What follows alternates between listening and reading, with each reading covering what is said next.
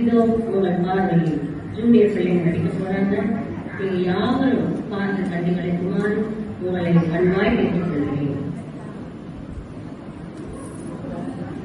ஓ, இஸ்ரவேலை கணக்கு பண்ணிக்கிறவன் நீதானா? இஸ்ரவேலை கலந்து பண்ணுகிறவன் நான் இல்லை, நீயும் உன் தகப்பன் வீட்டார்கள்.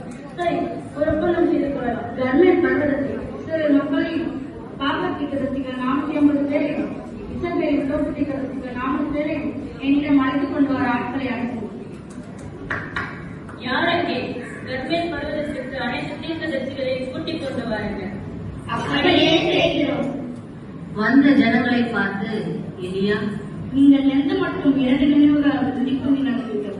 கர்த்தர் தெய்வமானால் அவரை பின்பற்றுங்கள், பாகா தெய்வமானால் அவனை பின்பற்றுங்கள். ஜனங்கள் யாவரும் ஒன்றும் சொல்லவில்லை. எலியா ஜனங்களை நோக்கி, கர்த்தரின் தீர்க்கதரிசிகளில் மீண்டிருக்கிறவர் நான் ஒருவர்தான். நீங்களோ 450 பேர் இருக்கிறீர்கள். 2 காலையை கொண்டு வந்து ஒன்று உங்களுக்கு ஒன்று எனக்கு. அந்த காலை துண்டாக வெட்டி விறகுகள் மேல் வைத்து, நீங்கள் உங்கள் தெய்வத்தை கூப்பிடணும், நான் கர்த்தரை கூப்பிடுகிறேன். நெருப்பினர் பதில் கொடுக்கும் தெய்வமே தெய்வம்.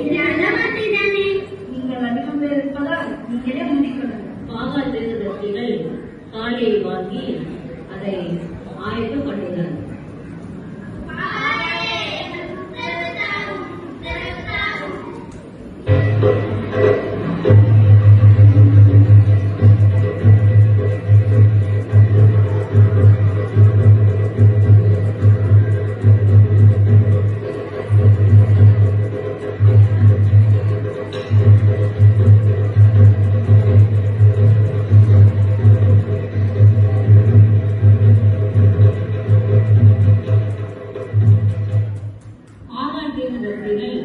இப்படி காலை தொடங்கி மத்தியானம் மட்டும் பாகாலின் நாமம் சொல்லி கூப்பிட்டார்கள்.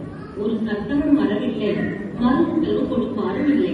அவர்கள் கட்டின வழிபடத்திற்கு எதிரே குதித்து ஆடினார்கள்.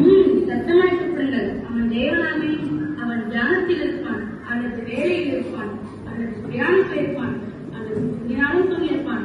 அவனை எழுப்ப வேண்டியதாகும். பாகால் தீர்க்கதரிசிகள் உரத்த சத்தமாய் கூப்பிட்டு தங்களை கத்திகளாலும் ஈட்டிகளாலும் கீறிக் கொண்டார்கள்.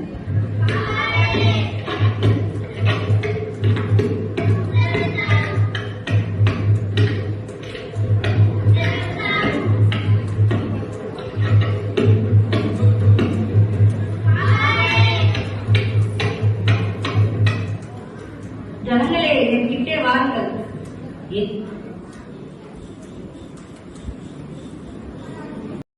தகர்க்கப்பட்ட கத்துடைய பலிபீடத்தை அவன் கத்தடித்து மொத்தம் செய்கிறான்.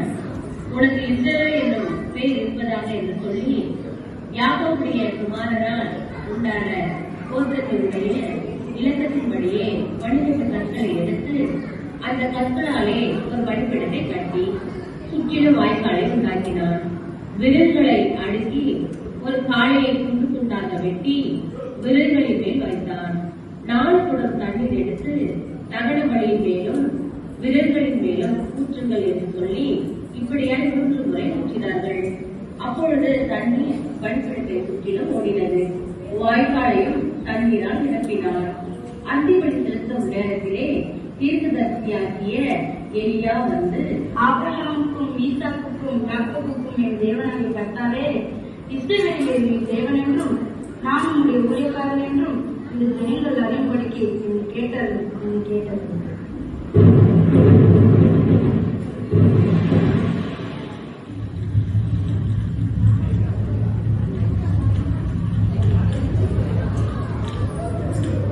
கர்த்தரிடத்திலிருந்து நெருப்பு இறங்கி அந்த சர்வாங்க தகன பலியையும் விறகுகளையும் கற்களையும் மண்ணையும் பற்றித்து வாய்க்காலில் இருந்த தண்ணீரையும் நம்பி போட்டது.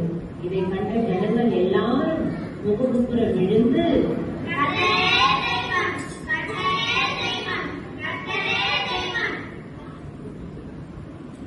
எலியாவின் தேவன் நம் தேவன், வல்லமையின் தேவன் நம் தேவன், எலியாவின் தேவன் நம் தேவன், வல்லமையின் தேவன் நம் தேவன், தாசர்களின்